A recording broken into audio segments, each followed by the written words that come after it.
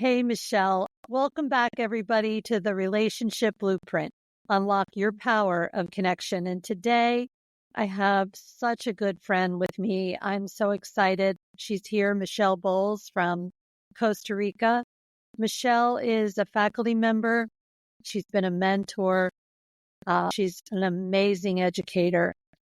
She's also on the faculty for Imago International Training Institute. She's also the co-author of a book from 2021, From Money Disaster to Prosperity, The Breakthrough Formula. So you'll want to look for that book. That'll be in the bio and the summary. And why I love this woman, Michelle is brave, she's powerful, and she's brilliant.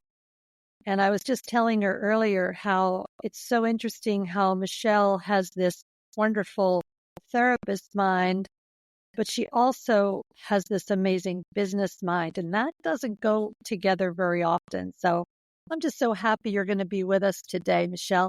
Is there anything I left out about you that you want to tell our listeners? No, that's perfect. I'm excited to talk about money and relationships because I think it's really important. I think we have a relationship with money. We bring our needs to it. We bring our beliefs to it. We create it. It's such a complex relationship. And then the different ways that we do relate to money then come into our committed relationships because we share money. Yeah. So I just think it's such a rich topic to talk about. And it's interesting that you're saying that about our relationship with money. I just ran into a neighbor and she had heard about the podcast. She said, "Oh, I have a good relationship. I don't think I'm going to need your podcast," because I knew her before and was in a struggling relationship. And I said, well, there's all kinds of relationships. We have relationships with family, we have relationship with friends, but we do have relationship with money, our bodies, our politics. The only thing that I can see in this world is relationships. So it's interesting that you bring that up. So I wanted to ask you, what was the impulse for you as a therapist to dive into this topic? I know you've written an entire graduate level course for therapists about money in relationships. What drove you to that? Well, there's a really cute program called 2 Cents by a public broadcasting system on YouTube. So you can Google 2 Cents, it's the letter 2. And they interviewed me about money, and I worked with the couple who was on that show about money. And one of the things I shared was that I grew up with my dad being an accountant, and my parents were both very poor from small depressed towns. His dad was a bus driver and a janitor, and they sort of tried to cover that up with education and middle class. And my dad went to work for International Harvester and then 3M as an accountant. So I think it was in the field growing up, this idea of what we need and what we want and what we can afford. And so there was a lot of scarcity messages about money. And then, just in my journey as an entrepreneur, because before I became a therapist, I was a headhunter. And I talked to people about their salaries, and I had to kind of understand the psychology of negotiating salary. And it just keeps basically jumping into my life to go deeper into the energy of money, not the dollar bill itself, but the concept and the psychological components of how, well, just for instance, I was talking to my surf coach this morning. We were out surfing.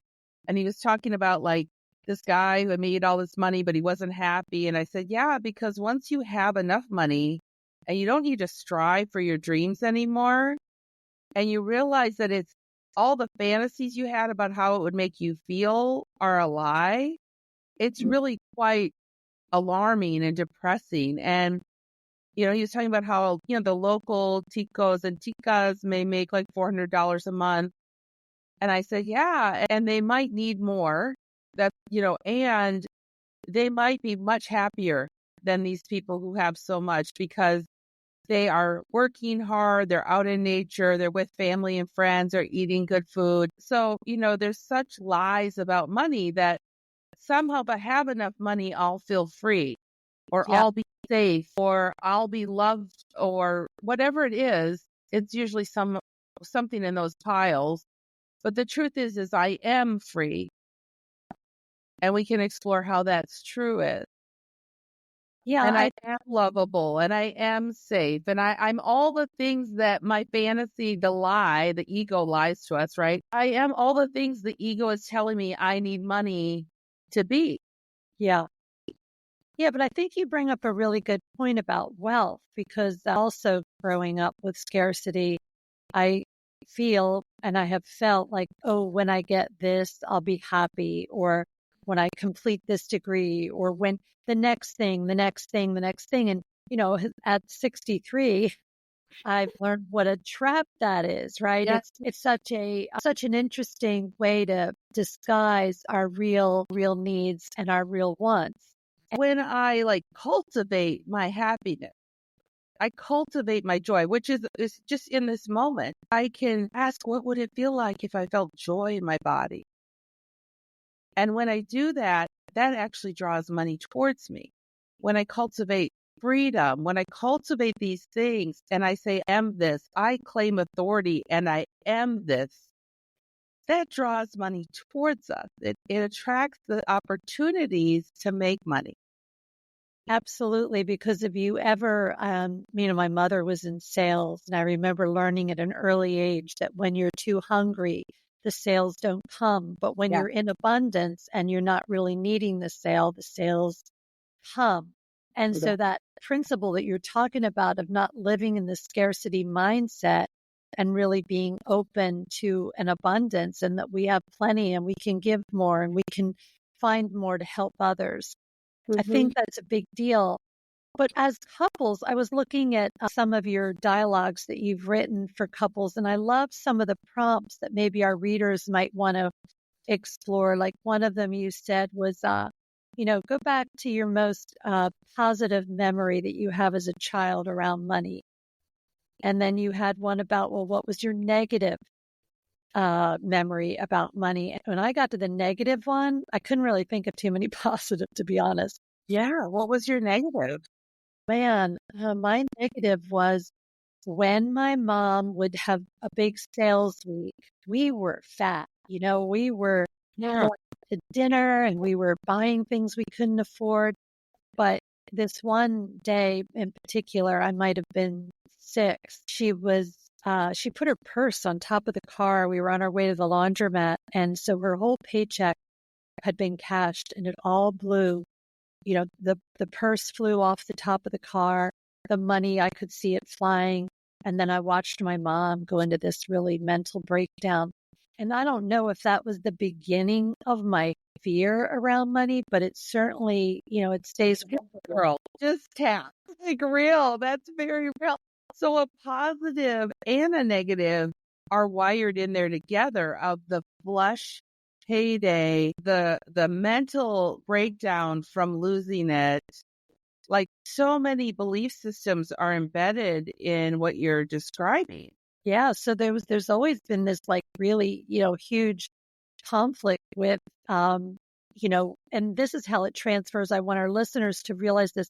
So when you would think that when I would get married, I would marry somebody who made $84,000 a year, had the same salary, retired in 30 years with a pension. Guess what, Michelle? I always marry the entrepreneur. Of course you do. Because it's still that unhealed, unmet child who really is trying to heal that part of me, right? And so I marry the risk taker who is just like my mom, but not like my mom, right? Yes. So I want our couples to get really curious about how they see money and how that comes up in their relationship, because it sure came up in mine. Yeah. No, it's so important. That's what the book was really about how our history creates belief systems. And then we live out of those belief systems unconsciously around money. And how important it is just to unpack that, to just start to look at what are these early memories and what are the beliefs that they created. So do you know some of the beliefs that may have come out of that? Oh, sure. So one of the beliefs is don't spend your money because you probably will need it later, which is it had a good outcome, but it was pretty fear-based. It wasn't Yeah, like, but let's go a little further because that's sort of a directive. yeah. So if that's true, what I believe is, So if that's true, then I can't spend money. yeah, and we might even go to like, it's dangerous to spend money. Yeah, it's for sure. And it doesn't look good to take jobs that you don't know what you're going to get paid every week. There's so many offshoots of, that experience for me and for others. What your history is with money is playing out today. And, so what do you say to a couple that is not in therapy, but they, like, if they're normal, are having differences with their partner around money? What do you tell them? What's your first bit of advice? Oh, this is such a boring answer. Yeah. Dialogue.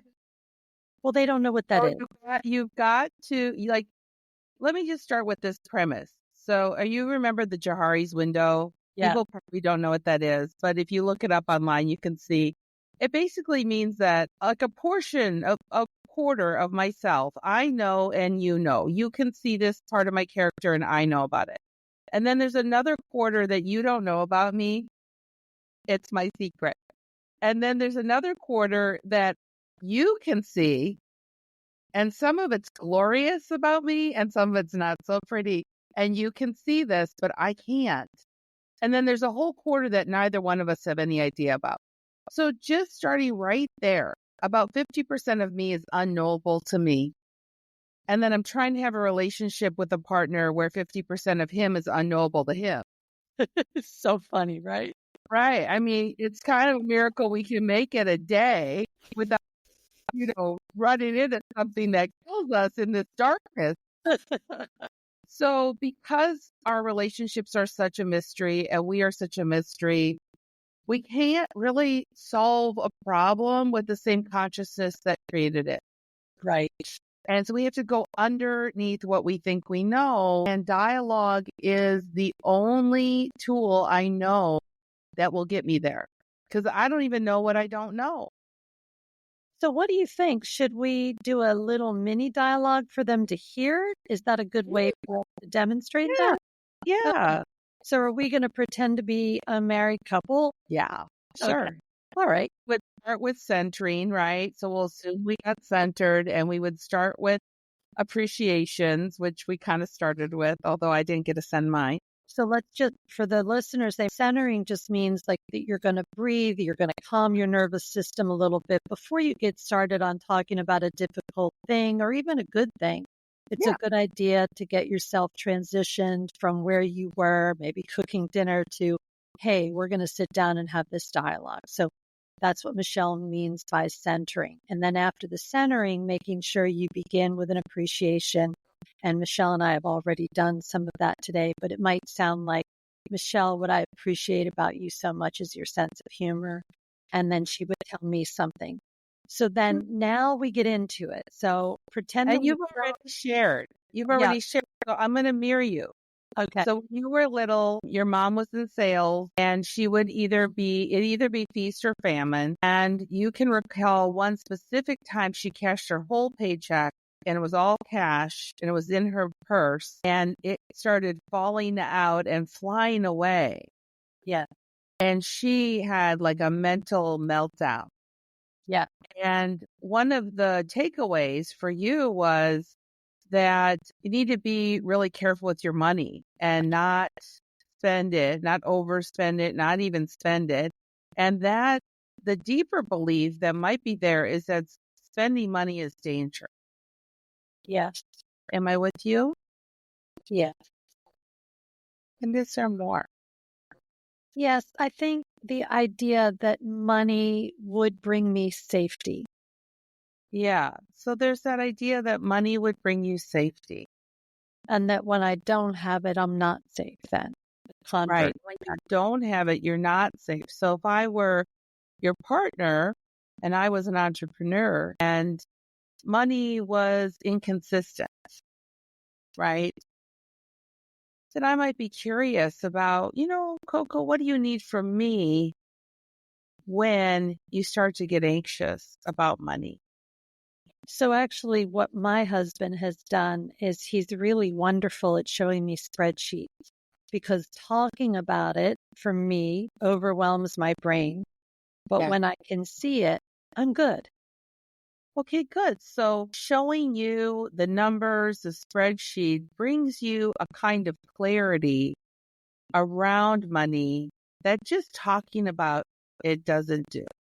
Correct. And we didn't find that the first couple of years. We had to learn about each other and learn. I had to be able to really express what I needed. I'll let you get that much. Yeah, it took a while to learn that. You kind of had to bump around a little bit And dialogue on. and dialogue about it until you found what does help and like land in your system as I am safe. Because what I would tell you is that early on, when I would ask questions, probably sounded more like drilling. I know that I sounded critical. Because early on when you ask questions, you make up that it sounded like drilling and critical. Yes, I'm almost 100% positive. And so then we're in that power struggle versus really trying to communicate about what the issue really is. Yeah. Yeah. Yeah. So yeah, then you're in a power struggle versus like the real issue is this sense of safety Yes. and that like you're safe and that you're going to be okay. And I think as we're talking about this, what the dialogue really does for couples, at least I know it happens for us, is that it wasn't about changing him, but when he could see my pain in it and that it wasn't about him, that this wasn't about judging or thinking he didn't make enough or whatever, that it had nothing to do with that. It was all about early wounding for me. And that Right. when he could see and experience that, that's when he was like, hey, I know. Why don't I show you a spreadsheet? Maybe that would help if you could just see it. You're a visual person. That's so important what you're saying, Coco. So through the dialogue, you came to this. And through the dialogue, Kevin could begin to see this was really about you and your history and not about him. And when he didn't take it personally, it freed up his mind to think of some solutions that may help calm your fears. Yes. Because it's really in that vulnerability that you and I are very well aware of. It's in that my ability to be vulnerable versus drilling, that then he wanted to come over to my side of the world and see my pain and help me through. Yeah, It's such exactly. it's a powerful tool. So I don't think your answer about dialogue was boring at all. I think it's one of the most fascinating things that we don't do in this world because we talk at each other and we take turns in monologues, but we really, really don't slow down and really hear one another. And that's Yeah. really turns out to be very painful. Yeah, we don't hear and we don't think to listen. And that's why it's so important to remember that we're walking around in the dark, all of us. There's so much we don't know. We're a mystery unfolding in a mysterious universe. So, yeah, I think that when we kind of come at it from that perspective, then we can get curious about so many things that could be possible that we just don't know yet. And And money is one of those things where there's a lot of hidden beliefs that, like, I don't think if on most days you would say spending money is dangerous. well, I think that on most days, I know that I've really gotten over that. I've mastered the problem. Exactly. I've seen you shop, girl. I really don't think that's my issue anymore. But I mean, that really was like an emancipation for me. Like Yeah. sometimes it just feels like, oh my gosh, when you were talking about freedom earlier. And I love the meme where the person is, you see a woman's face and she's behind the bars, right? And Yeah. through the bars, like, let me out, let me out. And then if you take a zoom out, all she has to do is Oh, walk around them, right? And yeah. that was me inside the bars thinking money is not safe. And Yes. so, yeah, I think, That yeah, reminds me of a quote from Harville's book. His newest book, Doing Imago in the Space Between, which is for clinicians. It's not, and it's a pretty meaty book. But he says the purpose of imago therapy, this is the purpose of imago therapy, to free people from the prison of their reactive brain and regain their natural state of open collaboration with each other. wow. Yeah. And Wow. that's kind of what you're saying. Wow. I know that is that in chapter 2? Yes, it is. It's in chapter 2. I'll give the page number just in case somebody's got it on their bookshelf and they want to go watch it. It's page 60. Yes. And it's on YouTube. We posted, we You had a did. conversation with Harville and Helen this morning and posted the end of chapter 2. But I mean, it's so rich with wisdom, that book. And, but the big thing that I want to emphasize when it comes to money is that most of the time you're being lied to.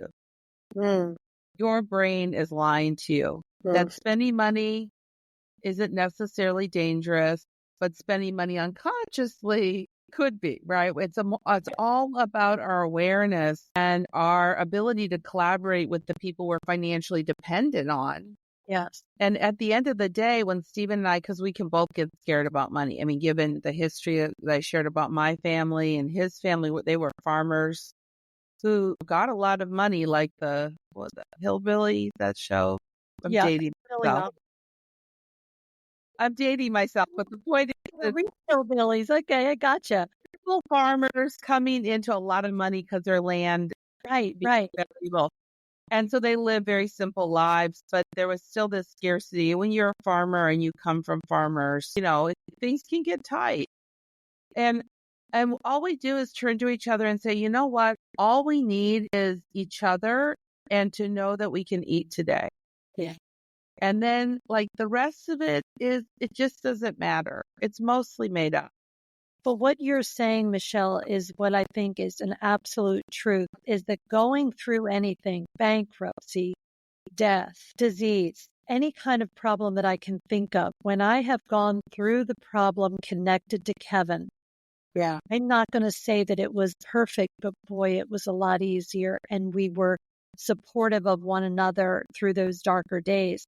And I think what happens so often as we go through these big bumps in life is that we get scared, as you're talking about, because we're believing these lies, and then we go through them separately. Yes. Before we go Got today, it. I know Yep. you have a client coming, so I don't want to take any more of your time, but is there anything you'd like to close with before we say goodbye to our listeners? Well, just going back, I just want to add to what you said, this idea of ups and downs, right? We get scared, we get stuck, and then how do we get unstuck?